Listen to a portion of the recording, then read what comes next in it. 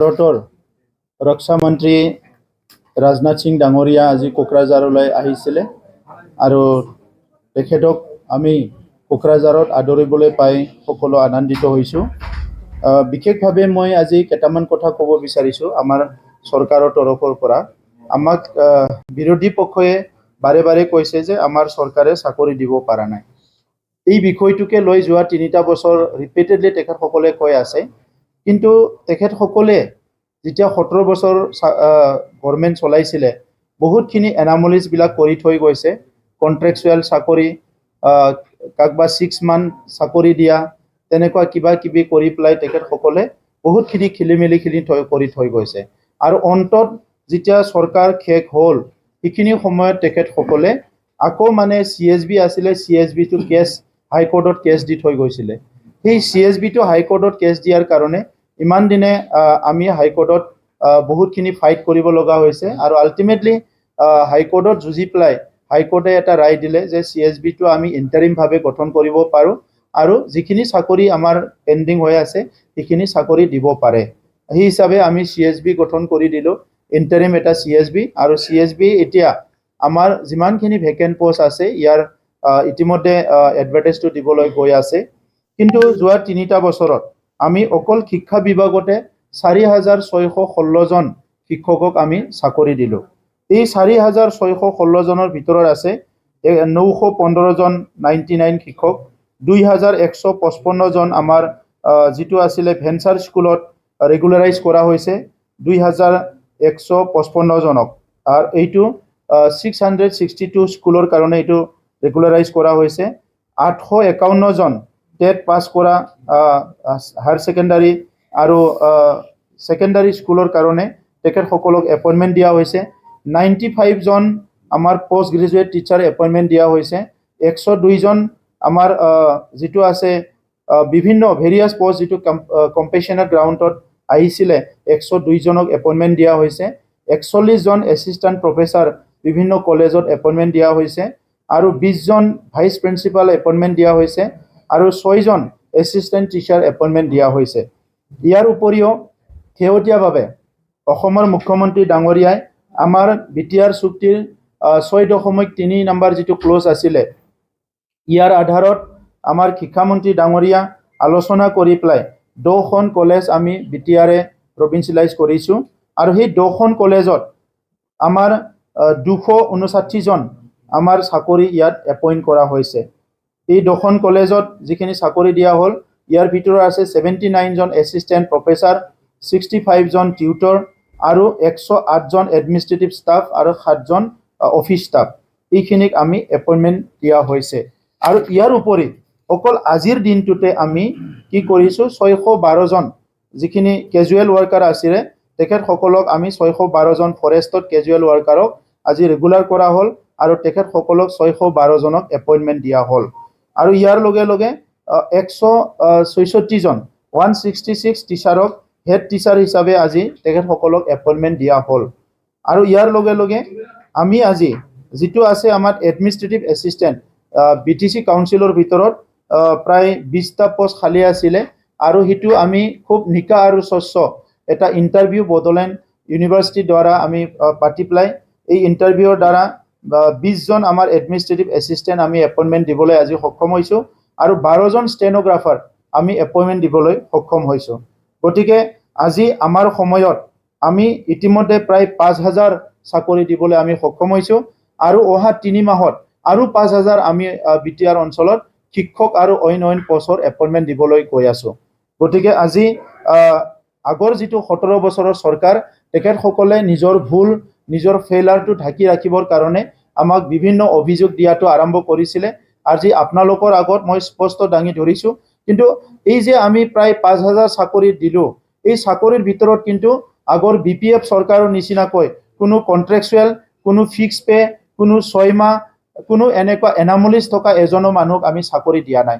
আৰু য'ত আমি গম পাইছোঁ যে এইটো গণ্ডগোলীয়া এইটো আমি ষ্টপ কৰিছোঁ। যিটো নিকা আৰু স্বচ্ছ ইয়াত তেখেতসকলক চাকৰি দিয়া হৈছে। তেখেতসকলৰ সময়ত চাকৰি বুলি ক'লে গুৰু দক্ষিণা নাপালে চাকৰি নেদা আছিলে। তেখেতসকলে গুৰুৰ দক্ষিণাটো লাখৰ ঘৰত লোৱা আছিলে। আজি যি আমি 612 জন এপইণ্টমেণ্ট দিলোঁ এই ব্যক্তিবিলাক বহুত গৰীব মানে শ্ৰেণীৰ ব্যক্তি আছিলে, কিন্তু সেই সকলৰ আগৰ চৰকাৰৰ সময়ত বহুতে ঘুষ খাই থৈ গৈছে, কিন্তু তেখেতসকলৰ চাকৰিটো ৰেগুলাৰ কৰি থৈ নগ'ল। এতিয়া আমাৰ চৰকাৰত আমি খুব এটা ছিষ্টেমৰ মাজেৰে তেখেতসকলৰ চাকৰিটো ৰেগুলাৰ কৰিলোঁ। আজি হাইকোৰ্টে এটা ৰায় দিছে, আমি পুৰা এক্সামাইন কৰি চবকো চাই পেলাই এই চাকৰিখিনি দিবলৈ সক্ষম হৈছোঁ। আমাৰ চৰকাৰৰ উদ্দেশ্য হৈছে বিটিআৰ অঞ্চলত বসবাস কৰা ৩৫ লাখ জনসাধাৰণৰ শান্তি, সম্প্ৰীতি, নিৰাপত্তা আৰু উন্নয়ন।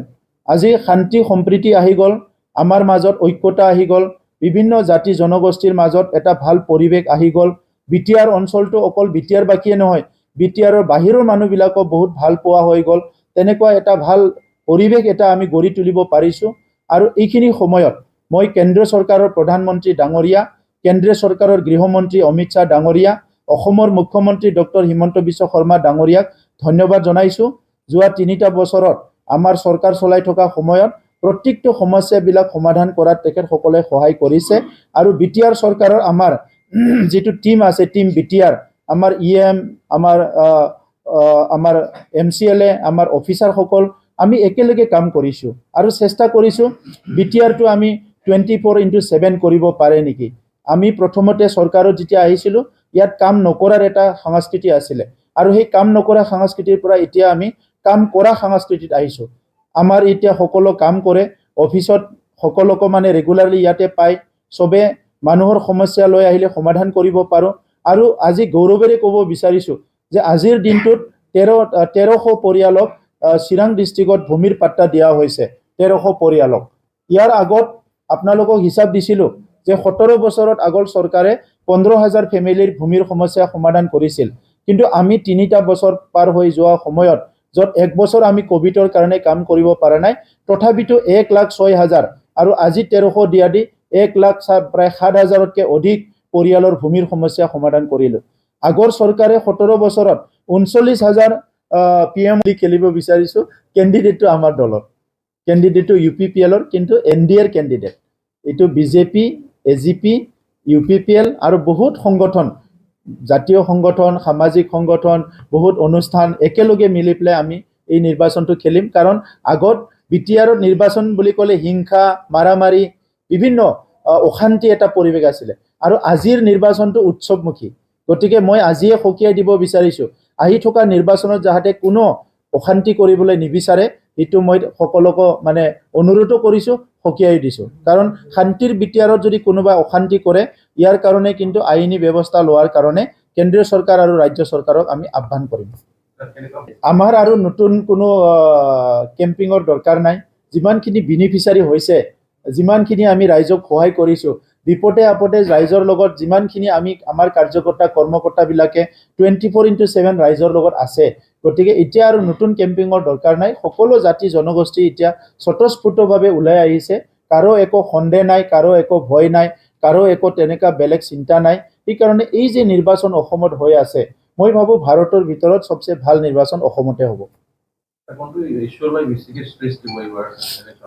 চাওক, আমাৰ লগত মিছনো আছে, ভিজনো আছে, ইছ্যু আছে। বিৰোধীৰ লগত না মিছন আছে, না ভিজন আছে, না ইছ্যু আছে, একো নাই। গতিকে আমি যি ইছ্যু আমাৰ যি কাম কৰিছোঁ সেইটোৱে ইছ্যু হ'ব। আজি বিটিআৰত শান্তি প্ৰতিষ্ঠা হৈ গ'ল, এইটো এটা ডাঙৰ ইছ্যু হয়, এইটো এটা ডাঙৰ বিষয় হয়। নিৰাপত্তা চবেই পালে, সেইটো এটা ডাঙৰ বিষয় হয়। সমন্বয় এটা কৰিল, আজি এজন বড়োক দেখা পালে এজন অসমীয়াই ভয় নকৰে, এজন বঙালীয়ে ভয় নকৰে, এজন মাইনৰিটিক দেখা পালে এজনে ভয় নকৰে। এইটোৱে এটা ডাঙৰ এটা মেছেজ। গতিকে এই মেছেজ লৈ পেলাই আমি নিৰ্বাচন খেলিম। আৰু আগৰ যিটো ঘুষখোৰ চৰকাৰ আছিলে, আগত যিটো মানে কৰাপ্ট এটা ছিষ্টেম আছিলে, এই ছিষ্টেমটো এতিয়া আমি ভাল কৰিলোঁ। ৰাইজলৈ এতিয়া গোটেই গভৰ্নেন্স ছিষ্টেমটো, গোটেই চৰকাৰখন এতিয়া ৰাইজলৈ গুচি গৈছে। ৰাইজে আমালৈকে আহিব লগা হোৱা নাই, আমি ৰাইজলৈ গুচি গৈছোঁ। ৰাস্তা দলং বনাইছোঁ, আমি এতিয়া নলেজ চেণ্টাৰ বনাবলৈ গৈ আছোঁ। VCDC অফিচবিলাক নিৰ্মাণ কৰা হৈ গ'ল, প্ৰত্যেকটো কাম হৈ আছে। স্কুল 500তকৈ অধিক স্কুল ৰিপেয়াৰিং কৰিলোঁ। আগত ইমান জৰাজীৰ্ণ অৱস্থাত স্কুল আছিলে, আমি স্কুলবিলাক ৰিপেয়াৰিং কৰিলোঁ। নতুন মডেল স্কুল, কাউন্সিলে মডেল স্কুল বনাইছোঁ, 100খন মডেল স্কুল। আৰু এই বছৰ আমাৰ কাউন্সিলে 150খন মডেল স্কুল আমি নিৰ্মাণ কৰিবলৈ গৈ আছোঁ। গতিকে আমাৰ তাত ঢেৰ ইছ্যু আছে। মহিলাসকলৰ কাৰণে সেল্ফ হেল্প গ্ৰুপক আমি আৰ্থিক অনুদান দিম বুলি কৈছিলোঁ, ইতিমধ্যে দিয়া হৈ গ'ল। প্ৰায় 9,800 আমাৰ সেল্ফ হেল্প গ্ৰুপক আমি 25,000 কৰি টকা দিয়া হৈ গ'ল। চ' বিভিন্ন ইছ্যু, বিভিন্ন মেছেজ বিভিন্ন কথা আমাৰ ওচৰত আছে মানে কৈহে আমি শেষ কৰিব নোৱাৰিম 100%টো ক'লে কম হ'ব ইয়াতকে বেছি ক'ব লাগিছিলে মই কৈছো 100%ই উদ্ধাৰ হ'ব আমাৰ কেণ্ডিডেট বহুত ভোটত বিজয় হ'ব মই জয় মছাহাৰী ডাঙৰীয়াক আদৰণি জনাইছো তেখেতে সঠিক সময়ত সঠিক ডিসিশন লৈছে কাৰণ মই ভাবো তেখেতে এজন যুৱ হিচাপে এজন ভাইব্ৰেন্ট আৰু এক্টিভ মানুহ হিচাপে তেখেতক এসেম্বলি দেখিছো সো হি হিচাপে তেখেতে নিজৰ সমষ্টিৰ কাম কৰিব বিচাৰে আমাৰ জনগোষ্ঠীৰ কাম কৰিব বিচাৰে আৰু অঞ্চলৰ কাম কৰিব বিচাৰে এই কাৰণে তেখেতে ট্ৰেকটো চেঞ্জ কৰিছে যেটো ট্ৰেকত থাকি একো কাম কৰিব নোৱাৰে হিটো ট্ৰেকত থাকি কি লাভ হ'ব বুলি তেখেতে ট্ৰেক চেঞ্জ কৰিছে ইটো কথা আজি অফিসত নকম পিছত বাহিৰত কম আৰু ইলেকশনৰ সময়ত খুদিলে আধৰুৱা হৈ আছিল 2010ৰ ঘৰ 2012ৰ ঘৰ 2016ৰ ঘৰ 2017ৰ ঘৰ আমি আহি প্লাই বনাব লগা হৈছে এই ঘৰখিনি আমি নিৰ্মাণ কৰিলো ইয়াৰ লগতে আমাৰ টাৰ্গেট আছিল 5000ত আমি প্ৰায় 1 লাখ ঘৰ নিৰ্মাণ কৰা কিন্তু এতিয়া আমি 3টা বছৰতে 1,64,000 ঘৰ নিৰ্মাণ কৰিবলৈ সক্ষম হৈছো যোৱা কালিৰ পৰা আৰম্ভ হৈছে যেটো লাখপতি দিদি যেটো লাখপতি মহিলা আঁচনি কেন্দ্ৰীয় চৰকাৰে এনাউন্স কৰিছিল বিটিআৰ অঞ্চলত আমি লাখপতি আমাৰ দিদি সকলক বাইদেউ সকলক যাতে কৰিব পাৰে ইয়াত স্পেশাল আমি এফৰ্ট দিছো আমি কাউন্সিলৰৰ পৰা তাতে পইচা মানে আমি দিছো ফান আমাৰ পৰা দিছো আৰু যোৱা কালিৰ পৰা আৰম্ভ হৈছে 2000 মহিলা 2000 বাইদেউ সকলক লাখপতি কৰাৰ কাৰণে পিএনআৰডি আমাৰ তৰফৰ পৰা আমি 100 কোটি টকা খৰচ কৰাৰ এটা আঁচনি ইতিমধ্যে কমপ্লিট হৈছে আৰু বিটিসি চৰকাৰৰ পৰা কিছুমান ফান্ড দি প্ৰথম ফেজত আমি 10000 মহিলা সকলক 10000 বাইদেউ সকলক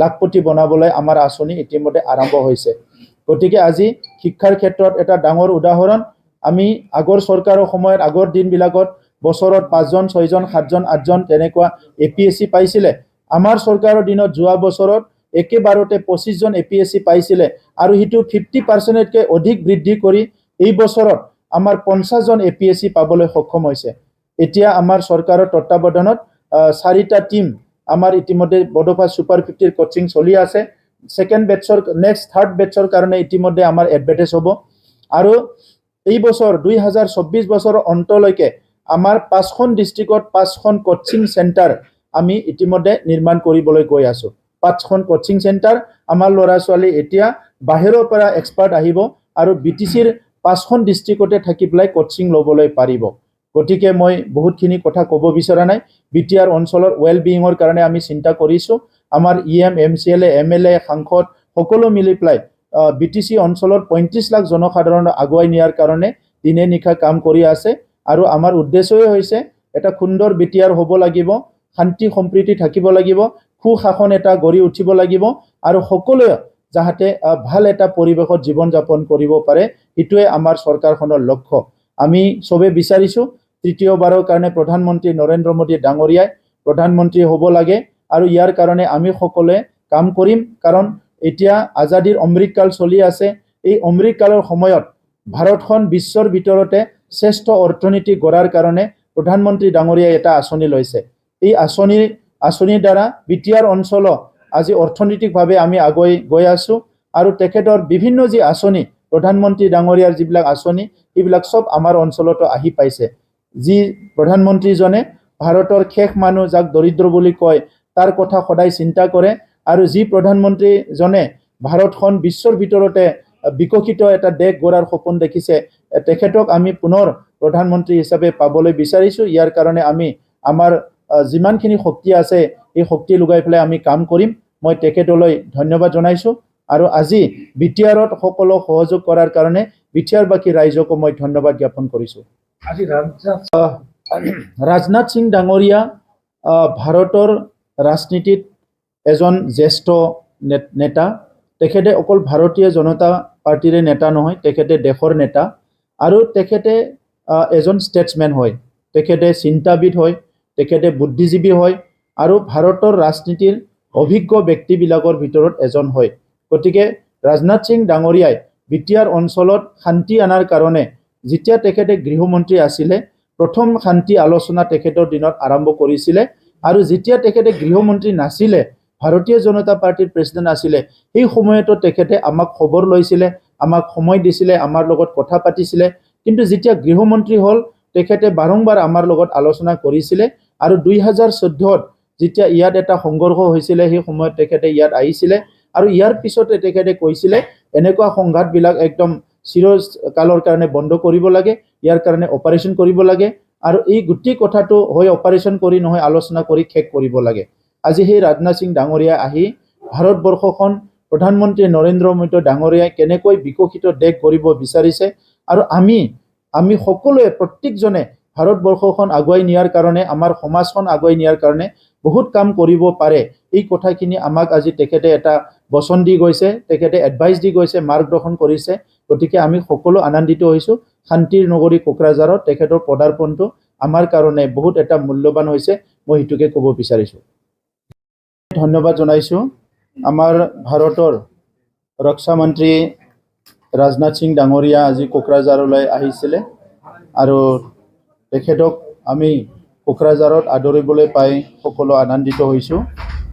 বিশেষভাৱে মই আজি কেইটামান কথা ক'ব বিচাৰিছোঁ। আমাৰ চৰকাৰৰ তৰফৰ পৰা আমাক বিৰোধী পক্ষই বাৰে বাৰে কৈছে যে আমাৰ চৰকাৰে চাকৰি দিব পৰা নাই।